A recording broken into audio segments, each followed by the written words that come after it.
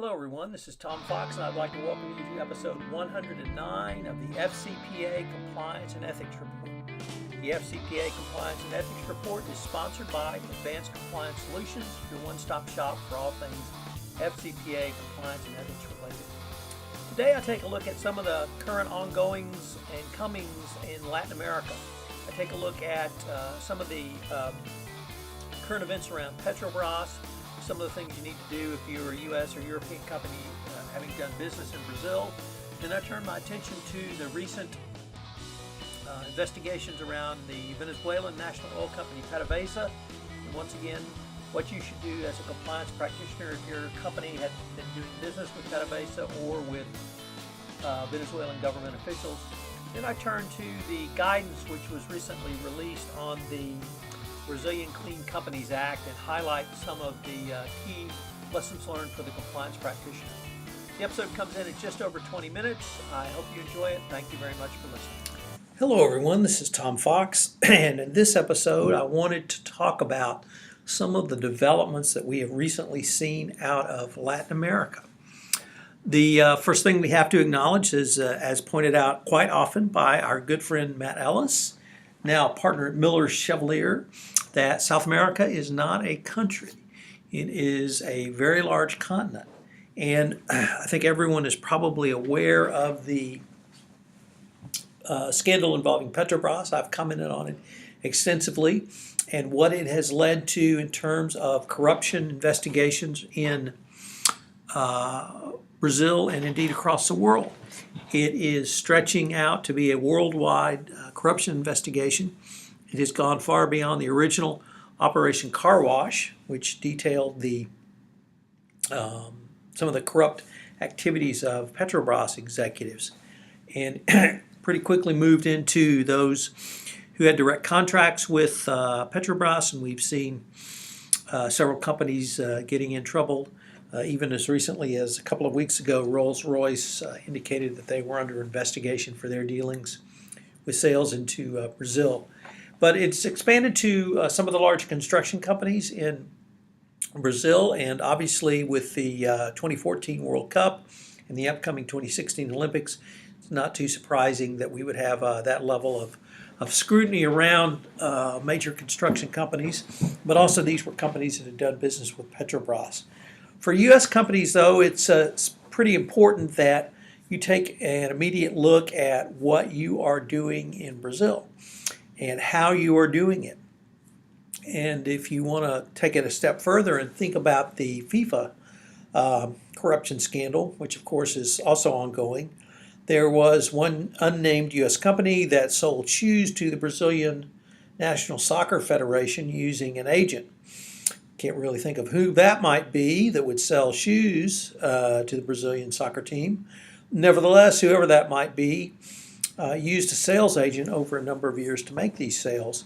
And that pretty clearly is a red flag if you're doing business with a sales agent, particularly if commissions are paid to that sales agent and that money is sent to Swiss bank accounts.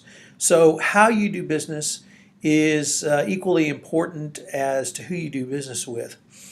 And the Brazil issues, I think, certainly I've explored, and I hope if you are a compliance practitioner or chief compliance officer and your company does business with Brazil, you'd have the opportunity to take a look at those issues from your company's perspective as well. One of the interesting things about the Petrobras scandal was how the Petrobras executives embedded the ongoing corruption into the contracting process. And they did this by being overcharged 3%, and then the corrupt companies that receive the contracts would remit this 3%. But just as easily, the companies could have discounted 3% and not indicated that on their books and records and then remitted that amount as well. And when you have a $1 billion contract, obviously 3% can be a lot of money. So you need to take a look at the contracts and then the percentage, and were discounts given, and were those discounts reviewed, and by who in terms of your company reviewed those, and then follow the money. Were there any rebates or any other payments made out under any other funds? It's really important to follow the money in anti-corruption investigations going forward. But just as interesting as the Brazilian Petrobras scandal has been, we recently had information that the U.S. government was investigating the Venezuelan national oil company, PDVSA. Now, given the political differences between Venezuela and the United States, perhaps this is not surprising that PDVSA would come under scrutiny, but what I found interesting about it was the sources for this information. We had one source from the former head of PDVSA, who is now the Venezuelan minister at the United Nations. And we've also had another source from the former head of purchasing at PDVSA. So very interesting, the dual focusing of these former PDVSA employees. But we had a couple of articles, one in the Wall Street Journal, one in the New York Times, that I thought sent a very clear message, and I was very gratified that the articles, in fact, gave some guidance to the compliance practitioner on what they needed to do if their country had done business with PDVSA, or indeed with Venezuela, or foreign government officials in Venezuela. So the current Venezuelan minister at the United Nations is a fellow named Rafael Ramirez. And he had a family member named Diego Salazar, who apparently was his direct report, but nevertheless, that when people would want to do business with PDVSA, they would have to meet with Mr. Salazar, and Mr. Salazar would tell them the price of pay to play. So the Journal reported that in one meeting with directors of one of Spain's leading construction companies, they thought they were going to have an appointment with Mr. Ramirez, and Mr. Salazar showed up, and he immediately got to the point where the meeting, and he told them it would be $150 million in kickbacks to do business with PDVSA. Now, this representatives of this company declined to do so, but I think it speaks to the overall corruption that is alleged around PDVSA. And if you think back to the Chavez regime, where government relations between the United States and Venezuela fell out, many U.S. companies abandoned doing business with PDVSA because of the requirements of the Venezuelan government, the relations between the U.S. government and the Venezuelan government. And then finally, PDVSA had a corporate social responsibility component of their contracts, and these required that 10% of the profits be remitted in some form of charitable donation back to an entity in Venezuela. And this obviously was clearly could be prone to corruption. It's certainly one thing to build a school for Venezuelan children, but it's quite another to make a cash donation to some entity to buy computers. And I've seen both. Having come out of the oil and gas industry and looking at contracts for some period of time. So many U.S. companies left Venezuela and left PDVSA, and who of course stepped in, but companies from China, Iran, and other countries where I think it's pretty well perceived that there's higher incidences of corruption.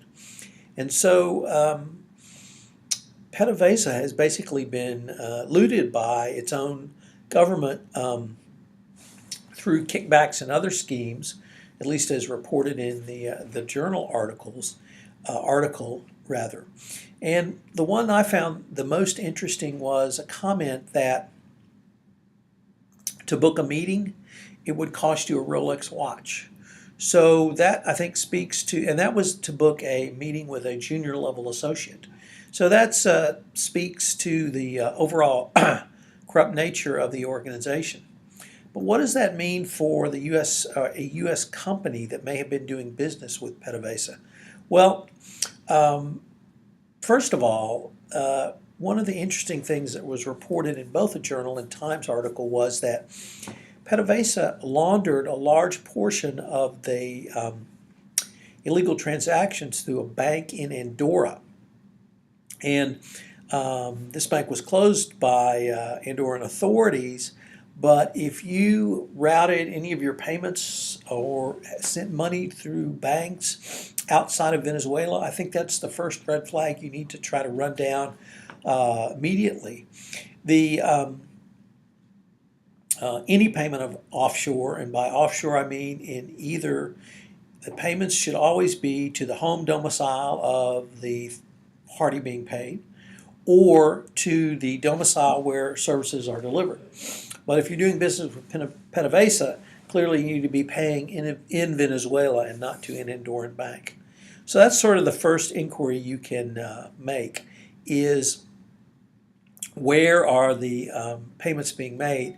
I mentioned the corporate social responsibility requirement baked into PDVSA contracts, but how closely did you look at, or have you looked at, charitable donations which have been made by your organization into Venezuela? I think that's an area that could be rife for criticism, critique, and certainly review by the U.S. government employees going forward, certainly at the Department of Justice. Interestingly, the New York Times article referred to the DAP Partners case, which came up over the past couple of years. And this case involved the Venezuelan National Bank Bandes, and a Venezuelan national banker was bribed so that a U.S. company could get certain bond work. And at that point, the Venezuelan officials cooperated with the United States, obviously believing that it was in their interest to stop bribery around their own national bank. So I think the Venezuelans recognize the problems here, but with PDVSA it may have been something different. And I think as far as even the New York Times said that between $3 to $4, $15 billion in services contracted for by PDVSA annually represented overcharges that flowed back to top company executives, government officials, and businessmen as kickbacks. So obviously a pretty important or a pretty big problem going forward for anyone who's done business in Venezuela. And as with the Petrobras scandal, the clear message to the compliance practitioner is you need to get ahead of this, and you need to, if you were doing any business with these entities, you need to get down and see who you're doing business with, how you were doing business, particularly in Venezuela because of this CSR requirement. You need to look at any charitable donations that were made. Who were they made to? How were they made? Is it something like building a school, or was it a cash donation, or was it an in-kind donation? All of those need to be thoroughly reviewed, researched. Did they go through your internal protocols? Is there documentation of each one of the review steps that you can show regulators should they come knocking? So I would just think, or actually encourage you as the compliance practitioner for your company, take a look at where you're doing business in South America. Who are you doing business with? If you have any contracts with Petrobras, now with PDVSA, or any of their direct contractors, you need to take a very close scrutiny on those contracts.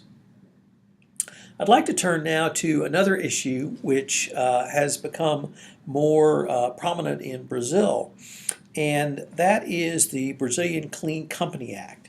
This is the Brazilian anti-bribery, anti-corruption law. And Meryl Brink and my good friend Jay Rosen, who is the vice president for translations, I just call him the translations guy in the FCPA space, but they have done the compliance community a huge favor because they have translated both the Clean Companies Act and guidance put out by the Venezuelan government around the Clean Companies Act. So we now have, of course, have the FCPA guidance from November 2012, but we also have guidance from the Brazilian government around the Clean Companies Act. And My good friend Carlos Ayers from Baker McKenzie's Sao Paulo operation has given us kind of a highlights of the guidance, which I'd like to spend the rest of this podcast talking about. Carlos has highlighted 5 differences between the FCPA and the UK Bribery Act and the Brazilian Clean Companies Act. Number 1, the scope of the Clean Companies Act. The companies that have compliance programs in place to comply with anti-bribery laws, such as the FCPA or UK Bribery Act, need to acknowledge the necessity of adapting them to the Brazilian Act. It's because it covers both fraud in public procurement and in contracts. So, but the Clean Companies Act covers more than corruption. It covers illegal conduct related to all public tenders and public contracting, even beyond simple corruption. And it highlights the need for you to have a compliance program designed to prevent, deter, and detect all issues covered or prohibited by the Clean Companies Act. So if you're doing business in Brazil, you need to take a look at this act to make sure your FCPA, UK Bribery Act, or other anti-corruption compliance program covers this. Number 2, the importance of monitoring your compliance program going forward. And here, the Brazilian guidance notes that the pressure on companies to meet unrealistic commercial goals may lead companies to commit wrongdoing. And given this, the guidance considers it is important for companies to monitor the stated goals of their enterprise and not convey the impression that business should be obtained at any cost. Now, I recognize that no one at the top of an organization will say, we're going to win at any cost. Well, I hope they don't say that. They might. And usually leaders at the top say, we're going to do business ethically and in compliance. But what's the message being driven down throughout the organization? I mean, I often give the example that I'm certainly familiar with, where a regional manager in Asia Pacific region is alleged to have said something along the lines of the following: if I violate the code of conduct, I may or may not get caught. If I violate the code of conduct and get caught, I may or may not be disciplined. If I miss my numbers for 2 quarters, I'll be fired. Well, if that's the message, then you can bet that's what that employee will do. He'll never miss his numbers. So I think it's going to be important that you demonstrate you've sent an appropriate tone or message down throughout your organization. And if it turns out that that message is make your numbers, or if you miss them for 2 quarters, you'll be fired, you're going to be sanctioned under the Brazilian Clean Companies Act. Number 3, and something certainly near and dear to my heart, is accurate books and records. But this is more than just the FCPA accounting provision for accurate books and records. You need to be able to justify the need to hire third parties and include information about your price agreements, market price, justification for payments above market value. This really goes beyond simple documentation. You have to be able to justify a value. And you need to have ongoing monitoring relating to transactions that represent higher compliance risks. I think this is certainly where best practices is going, and it's a shorthand way of saying you need to deliver compliance resources to areas or transactions that represent high compliance risks. Number 4. Additional requirements for hotline and other internal reportings. The Clean Companies Act guidance takes the hotline requirement a few paces past those required in the United States. And this means that your hotline or anonymous reporting must be transparent and allow employees who make a report to reasonably track the progress of any such report. Indeed, Carlos Ayers has said the guidance suggests that companies implement channels to give reports and answers to questions about compliance programs. But moreover, these channels should be easily and freely accessible to everyone in the company and open to third parties and the public where appropriate. Now, that's a big change from the U.S., and whereas in the United States you tend to keep things very close to the vest and tight and not give out a lot of information, in Brazil that's not going to work. So you're going to have to think about how you're going to satisfy this requirement. And then finally, once again, I think anticipating some of the issues brought about by the Yates memo is the importance of your internal investigation. and I would say the increased importance of your internal investigations.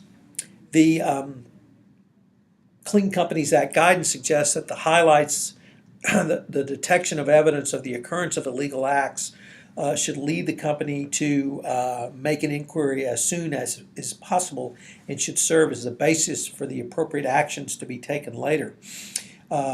You should take a look at whether internal rules which address the core aspects of your internal investigations, deadlines, responsibilities for investigating allegations, and the identification of who should receive the results. So pretty clearly